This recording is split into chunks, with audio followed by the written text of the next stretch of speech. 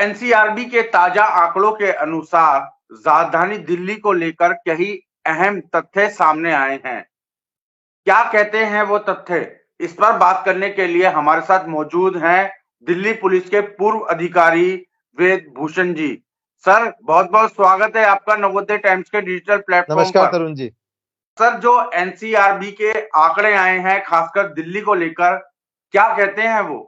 देखिए, हर साल NCRB data इकट्ठा करती है 1 जनवरी से और लास्ट के दिसंबर तक, और वो आंकड़े तमाम स्टेट से इकट्ठे किए जाते हैं।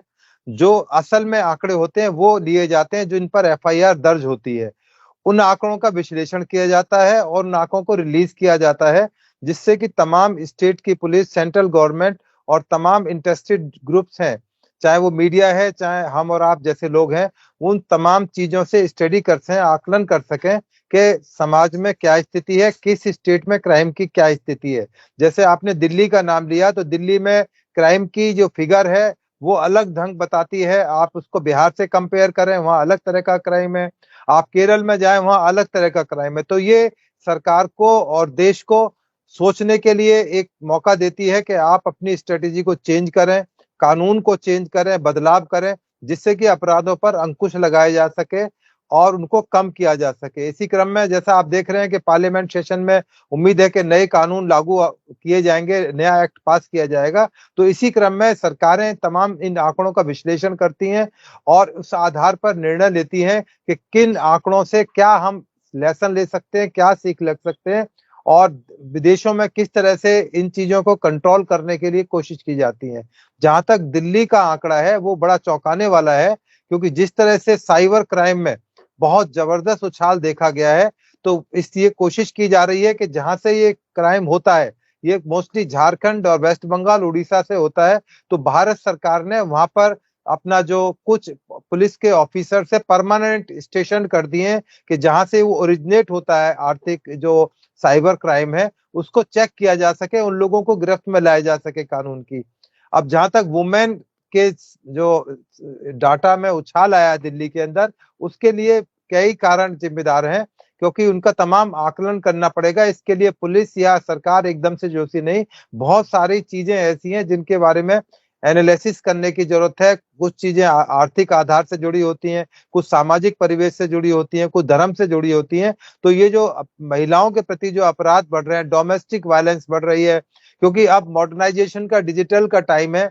तमाम युवक युवतियां तमाम सोशल मीडिया से कनेक्ट हैं, तो जितनी जल्दी इनके रिश्ते बनते हैं उतनी जल्दी टूट भी जाते हैं। इसी तरह परिवार के अंदर जो विघटन हो रहा है, घटन हो रहा है, उसके लिए भी सरकारें उसके लिए जिम्मेदार हैं, और सरकारों को ये उनकी जिम्मेदारी आयद होती है कि उन आंकड़ों पर काम करें और तमाम जो लोग हैं उनको किस तरह से नकेल कसी जाए। जैसे आपने रेप के केस में दिल्ली में देखा, मोलेस्टेशन के केस में देखा कि 75% लड़की के रिश्तेदार ही होते हैं, चाचा, ताऊ, मामा, मामा, भांजी। ये तमाम जो रिलेशन है, वो समाज का समीकरण इस तरह बिगड़ गया है कि वो अपने रिश्तेदारों, अपनी बहन बेटियों को भी नहीं छोड़ते हैं। तो ये एक बड़े चौंकाने वाला जो तथ्य सामने आ रहा है तरुण। और आने वाले टाइम में और तमाम जो चीजें हैं, चाहे वो स्ट्रीट क्राइम को लेकर रिलेटेड हो, वुमेन्स को लेकर रिलेटेड हो, जो पॉक्सो के केसेस माइनर के केस में दर्ज होते हैं, माइनर के केसेस के अंदर भी बहुत बड़ा इजाफा हुआ है, क्योंकि माइनर्स का प्रॉपर परवरिश नहीं हो पाती। दिल्ली में भागती दौड़ती जिंदगी में पेरेंट्स के पास इतना टाइम नहीं है कि अपने स्कूल गोइंग बच्चों को या छोटे बच्चों को देख सके कि किस तरह के सोशल मीडिया पर जा रहे हैं, क्या उनका फ्रेंड सर्किल है, कहाँ आते हैं, कहाँ जाते हैं।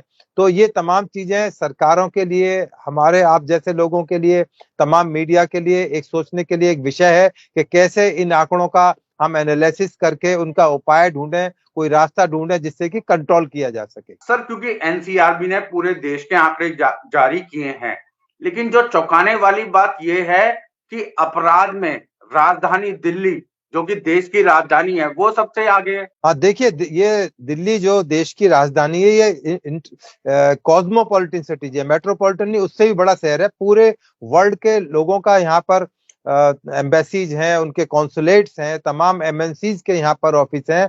50-60 लाख आदमी डेली दिल्ली के अंदर दूसरे स्टेट से आकर विजिट करता है, फ्लाइट से, ट्रेन से, पैदल, साइकिल से।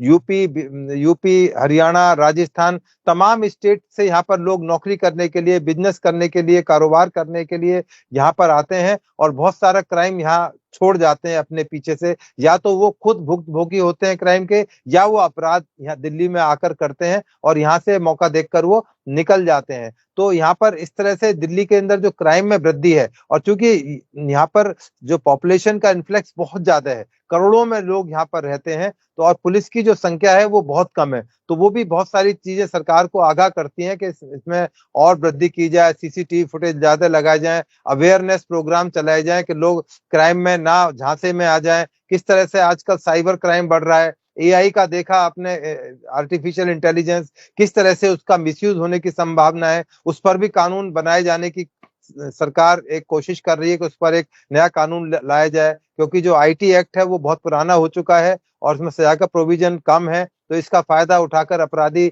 एआई जैसे या साइबर क्राइम के अंदर लगते हैं। तो दिल्ली एक तरह से क्राइम का हब बन चुकी है, तो इसको कैसे रिड्यूस किया जाए, कैसे कम किया जाए, ये ना केवल सरकार के लिए बल्कि समाज के लिए भी एक बहुत बड़ी चिंता का विषय है। सर, मैं एक चीज आपसे जानना चाहूंगा, जिस तरह आपने जिक्र भी किया कि महिलाओं के खिलाफ जो अपराध हैं उस मामलों में दिल्ली काफी आगे है। खाली दिल्ली के लोग ही नहीं, जो विदेशी सैलानी घूमने आते हैं दिल्ली, उनके साथ भी जो मामले हैं आपराधिक, उनमें बढ़ोतरी हुई है। देखिए, दिल्ली में तो वैसे फॉरेनर्स का आना करीब करीब बंद हो गया है। पहले आज से 40 साल 50 साल पहले दिल्ली में कनॉट प्लेस में इतने फॉरेनर्स और चांदनी चौक तक में दिखते थे, अब वो फॉरेनर्स ऑलमोस्ट नगण्य हो गए। दिल्ली उनके लिए एक एक बहुत अच्छा डेस्टिनेशन नहीं माना जाता है। वही 40% के आसपास जो एनसीआरबी के आंकड़े हैं, उसमें विदेशी सैलानियों के साथ 40% का जिक्र किया गया है, हाँ मामले बढ़े बिल्कुल, हैं। जो जो भी सैलानी यहाँ पर आते हैं होटल्स के अंदर रुकते हैं, और चूंकि वो ट्रस्ट कर लेते हैं यहाँ के लोगों के ऊपर, तो अपराधी इस चीज का फायदा उठाते हैं और उनके साथ में क्राइम घटित होता है। और फिर चूंकि मजबूरी ये है कि उनको अपने कंट्री में लौटना होता है, तो वो उसके ट्रायल के लिए मौजूद नहीं होते, वो नहीं चाहते कि कोई लिटिगेशन में फंसे, वो अपना क्राइम रिपोर्ट करने के बाद में यहाँ से निकल जाते हैं और जो अक्यूज हैं उसका फायदा मिलता है, क्योंकि ट्रायल के टाइम पर वो अवेलेबल नहीं होते। यही कारण है कि फॉरेनर्स के एक बहुत बड़ा ल्यूक्रेटिव एक विक्टिम माना जाता है अपराधियों के द्वारा, और खास तौर से पहाड़गंज, करोल बाग, चांदनी चौक, जहां पर छोटे या मध्यम किस्म के जो टूरिस्ट हैं, विदेशी टूरिस्ट हैं, यहाँ आकर छोटे छोटे होटलों में, जो बजट होटल है उनमें रुकते हैं, तो ये उनका लिए एक बहुत बड़ा टारगेट होते हैं। ये सभी के लिए चिंता का विषय है। जो हमारे गेस्ट आए, जो विदेशी मेहमान आए, वो गलत इंप्रेशन के साथ ना जाए, ये तमाम सरकारों की, दिल्ली पुलिस की, तमाम लोगों की कोशिश होनी चाहिए। सर, क्योंकि आप दिल्ली पुलिस में एसीपी रहे हैं, कई जगहों पर आपने कार्य किए हैं, अलग अलग जगहों पर। एक चीज मैं आपसे समझना भी चाहूंगा और एक सुझाव भी चाहूंगा दिल्ली पुलिस को लेकर कि क्या उन्हें अपनी कार्यशैली में बदलाव करने चाहिए। बिल्कुल, जो आंकड़े हैं इसीलिए दिए जाते हैं कि आंकड़ों के हिसाब से पुलिस अपनी और आपकी स्ट्रेटेजी सलाह तैयार क्या है? करे, जो पुरानी और चीजों को आपकी सलाह छोड़कर। क्या है? हाँ, उसमें यही है कि जो आंकड़ों का विश्लेषण किया जाए, पुलिस हेडक्वार्टर लेवल पर एक कमेटी बनाई जाए, किन हेड्स के अंदर किन वारदातों में ज्यादा बढ़ोतरी हो रही है, कैसे उनको टैकल किया जाए, कैसे उनको स्पॉट किया जाए, कौन तरह के क्रिमिनल हैं, उनका मोडस ऑपरेंडी क्या है, उन पर कैसे प्रिवेंटिव एक्शन लिया जाए, उन पर नकेल लगाया जाए, उनको अरेस्ट किया जाए, उनको ट्रायल में लाया जाए। ये तमाम पुलिस हेडक्वार्टर और जो पुलिस से जुड़ी हुई संस्थाएं हैं, चाहे वो गवर्नमेंट की एजेंसी, चाहे वो होम मिनिस्ट्री है, वो तमाम उनके लिए चिंता की विषय है। उनको एनालिसिस करना चाहिए, क्या फोर्स की कमी इसके लिए जिम्मेदार है या और अवेयरनेस की जरूरत है समाज के अंदर। तो ये एक स्ट्रेटेजी का सवाल है। तो उम्मीद है कि ये जो आंकड़े आए हैं, ये दिल्ली पुलिस और गृह मंत्रालय इन तमाम का आकलन करेगा, एनालिसिस करेगा, और उसके बाद में नए तरीके से पुलिस की दोबारा पॉलिसिंग एक तय की जाएगी। एक एक प्रक्रिया है, और इस प्रक्रिया को हर साल, हर वर्ष जब भी आंकड़े आते हैं फॉलो किया जाता है। उसकी स्ट्रेटेजी के बाद में पुलिस के तौर तरीके, कानून और तमाम सिस्टम में बदलाव किया जाता है। सर, एक अंतिम सवाल है मेरा आपसे। ये जो आपने आंकड़े देखे हैं, तमाम घटनाएं होती है, राजधानी नंबर 1 तो नहीं कह सकते, लेकिन अपराध के मामलों में काफी आगे है। आपकी क्या कुछ एडवाइस रहेगी, या आपको क्या लगता है कि आपका जो अनुभव है वो क्या कहता है, कैसे इन चीजों में कमी आ सकती है?